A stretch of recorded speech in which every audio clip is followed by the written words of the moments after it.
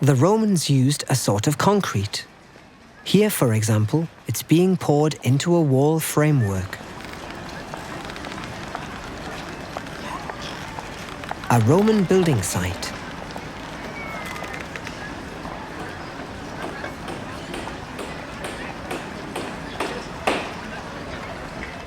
Can you see the holes? The Romans needed them to secure the scaffolding planks.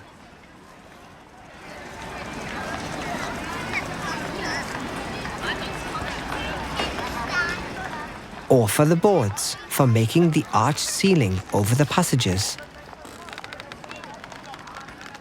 Here, liquid material is poured onto the boards to make the arching over the passage. There were lots of these passages. They ran underneath the bathing rooms. It was a vast bathing complex, a bit like a wellness oasis today.